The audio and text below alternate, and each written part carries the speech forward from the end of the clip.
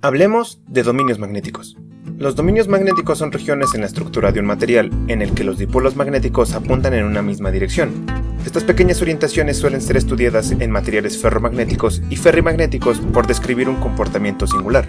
Pero antes de explicar cómo sucede dicho comportamiento, debemos aclarar algunas cosas sobre los dominios magnéticos para comprender mejor este campo. Cuando un material ferromagnético o ferrimagnético suele ser denominado virgen, es porque su energía magnetoestática es cero o tendiente a ello. Esto se describe así porque cuando un material que no ha sido perturbado magnéticamente tiene una magnetización neta igual a cero, pues los dominios magnéticos están orientados tan aleatoriamente que ninguno suma una magnetización aparente. Ahora veamos. Existen límites en donde los dominios magnéticos son separados por una zona donde los momentos magnéticos comienzan a cambiar gradual y continuamente de una dirección a otra. A esta frontera entre dominios se le conoce como paredes de Bloch, y es un concepto importante que hay que tomar en cuenta porque tienen un papel principal en esta historia. Ahora bien, cuando un material es perturbado con un campo magnético, pasa algo interesante, pues los dominios que están alineados naturalmente con el campo aumentarán de tamaño sin importar que existan algunos dominios que no estén en la misma dirección. Esto sucede porque las paredes de Bloch se recorren gracias a la energía que el campo suministra, produciendo el crecimiento de los dominios que ya estaban alineados. En un inicio, los dominios comienzan a crecer de forma lenta, pero concediendo una permeabilidad inicial que no se tenía en el material. Conforme el campo se incrementa, la permeabilidad crece aún más, pues los dominios siguen incrementando en tamaño también. Cuando los dominios con orientación desfavorable desaparecen, quiere decir que los dominios con orientación favorable han terminado de crecer, logrando así una magnetización de saturación que será la más alta proporcionada por el material. Gráficamente el comportamiento se describiría así. Primero, se da el crecimiento de los dominios consiguiendo una permeabilidad inicial. Posteriormente, los dominios crecen con mayor rapidez hasta obtener una permeabilidad máxima. Por último, cuando los dominios terminan con su crecimiento, se consigue una saturación con el valor más alto que el material logra proporcionar. Pero no todo marcha tan genuinamente bien, pues cuando el campo magnético cesa, el material no regresa a su estado original, aunque por reciprocidad se piense que sí. Esto sucede porque la resistencia que ofrecen las paredes de Bloch con los dominios magnéticos impide que se invierta la orientación en la mayoría de los casos, provocando que el material se quede con una magnetización remanente. Esta magnetización remanente será catalogada con un valor mínimo por debajo del valor de saturación, demostrando así que el material perturbado se habrá convertido en un imán después de la intervención magnética. Pero las cosas no terminan aquí.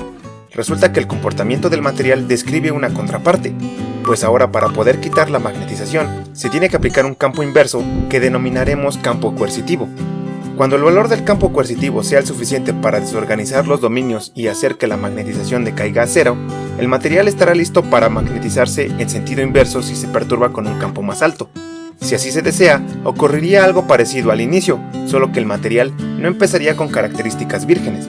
Entonces, si se aumenta el campo y el material consigue su saturación, pasará exactamente lo mismo con la magnetización remanente, pero en sentido contrario cuando el campo se retire. Como ahora la magnetización remanente tiene un valor inverso comparado con el del principio, se podría ajustar el campo nuevamente para conseguir una saturación positiva. A todo este vaivén de magnetizaciones se le denomina el ciclo de histéresis, y no es más que la demostración gráfica del consumo de energía que los materiales describen ante esta acción. De hecho, el ciclo de histéresis suele ser diferente para materiales duros y blandos, ya que la energía requerida difiere dependiendo del material. Ahora bien, existe un término conocido como temperatura de Curie, y básicamente lo que describe es la alteración del comportamiento de los materiales ferro y ferrimagnéticos. Conceptualmente, la temperatura de Curie es el valor máximo que expresa un material antes de sufrir alteraciones en los dominios magnéticos. Descrito de una forma diferente, la temperatura de Curie es el límite en el que los materiales ferromagnéticos y ferrimagnéticos seguirán comportándose como materiales ferromagnéticos y ferrimagnéticos. Una vez superada esta temperatura, dichos materiales se comportarán como materiales paramagnéticos. Esto sucede porque la energía térmica adicional perturba los dominios magnéticos aumentando la movilidad y favoreciendo la alineación o desalineación de estos. En consecuencia, la magnetización de saturación, la magnetización remanente y el campo coercitivo se verán sustancialmente afectados, por lo tanto, el ciclo de histéresis disminuirá conforme la temperatura sobrepase la temperatura de Curie.